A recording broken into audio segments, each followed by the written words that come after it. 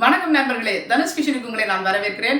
இன்றைக்கு இந்த வீடியோல சுவையாக ஸ்ரீலங்கன் முறையில பீட்ரூட் கறி எப்படி சமைக்கிறேன்னு தான் இந்த வீடியோல பார்க்க போறோம். வாங்க வீடியோக்குள்ள போலாம். இப்போ நாங்கள் தாளிக்க ஆரம்பிக்கலாம். ஒரு அடுப்பு ஆன் பண்ணி அதில் இந்த மாதிரி ஒரு சட்டி வச்சுக்கோங்க. இப்போ சட்டி சூடானதுமே 2 மேசக்கரண்டி அளவுக்கு தேங்காய் எண்ணெய் சேர்த்துக்கோங்க. இந்த தேங்காய் எண்ணெய் இந்த பீட்ரூட் கறிக்கு ரொம்பவே சுவையாக இருக்கும். அதனால நான் தேங்காய் எண்ணெய் சேர்த்துக்கிறேன். இப்போ எண்ணெய் சூடானதும் 1/2 டீஸ்பூன் கடுகு, 1 டீஸ்பூன் பெருஞ்சீரகம் சேர்த்து ஒரு 30 செகண்ட்ஸுக்கு இதை நாங்கள் வதக்கி கொள்ளலாம். இப்போ பாருங்க, கடுகு பெருஞ்சீரகம் நல்லா வெடிச்சிருச்சு. இப்போ இந்த டைமில் 70 கிராம் சின்ன வெங்காயம் அதையும் இந்த தாளினில் சேர்த்துக்கிறேன். அது கூடவே 20 கிராம் பூண்டு வெட்டினது அதையும் இந்த தாளினில் சேர்த்துக்கலாம். இது கூடவே 2 அலக்கு கருவேப்பிலை, 2 வெட்டிய பச்சை மிளகாய் எல்லாத்தையும் சேர்த்து நாங்கள் இந்த வெங்காயம் பொன்னிறமான பதம் வரும் வரைக்கும் இதை நாங்கள் எண்ணெயில் வதக்கி கொள்ளலாம். இப்போ பாருங்க, வெங்காயம் எல்லாம் நல்லா பொன்னிறமாக வதங்கிருச்சு. இந்த டைமில் நான் பீட்ரூட் சேர்த்துக்கிறேன்.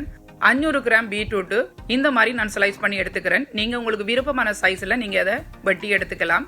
இப்போ இதுக்கு தேவையான உப்பு பார்த்தீங்கன்னு சொன்னால் 1 டீஸ்பூன் அளவு உப்பு சேர்த்துக்கிறேன். சேர்த்து இப்போ எல்லாத்தையும் நல்லா கலந்து விட்டுக்கலாம்.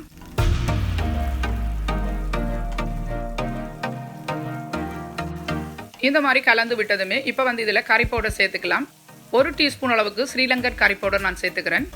அது கூடவே 1/4 டீஸ்பூன் அளவுக்கு மஞ்சள் தூள் சேர்த்து எல்லாத்தையும் நல்லா கலந்து விட்டுக்கலாம். இப்படியே துறந்தபடியே மீடியம் தீயிலேயே ஒரு 2 நிமிஷத்துக்கு இதை நாங்கள் வதக்கி கொள்ளலாம். பாருங்க, இந்த மாதிரி 2 நிமிஷம் வதங்கினதுமே இப்போ நாங்கள் இதில் ஒரு 1/2 கப் அளவுக்கு தண்ணி சேர்த்துக்கலாம். இப்போ தண்ணி சேர்த்து நல்லா எல்லாத்தையும் கலந்து விட்டுட்டு நெருப்பை நல்லா ஒட்ட குறைச்சிக்கோங்க. குறைச்சிட்டு ஒரு 5 நிமிஷத்துக்கு மூடி போட்டுட்டு இதை நாங்கள் வேக விடலாம். பாருங்க, இப்போ 5 நிமிஷம் ஆயிட்டு நாங்கள் கறியை திறந்து பார்க்கலாம். பாருங்க, கறியை பார்க்கும் போதே அவ்வளோ அழகா சூப்பராக இருக்கு.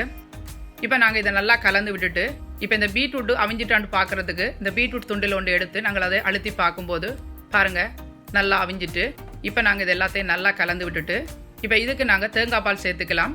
இதில் 3 டேபிள் ஸ்பூன் அளவுக்கு நான் தேங்காய் பால் முற்பால் எடுத்து வச்சிருக்கிறேன். அதை இந்த கறியில் சேர்த்துக்கலாம்.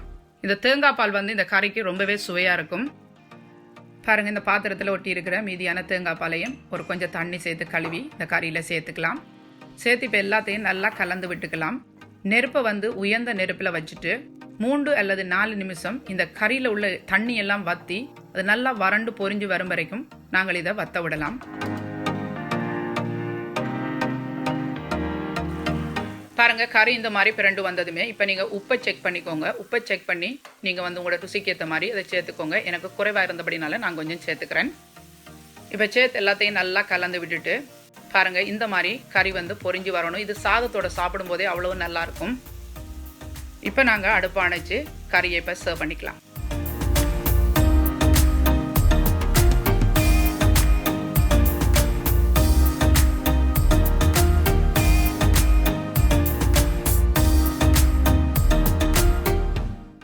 என்ன நண்பர்களே, சுவையான பீட்ரூட் கறி சுலபமாய் ரெடி ஆயிருச்சு. இந்த பீட்ரூட் கறி உங்களுக்கு பிடிச்சிருந்தா லைக் பண்ணுங்க, ஷேர் பண்ணுங்க, மறக்காமல் தனுஷ் கிச்சனுக்கு சப்ஸ்கிரைப் பண்ணுங்க. இது போன்ற இன்னும் ஒரு சமையல் குறிப்புடன் உங்களை சந்திக்கும் வரை உங்களிடமிருந்து விடைபெறுவது தனு.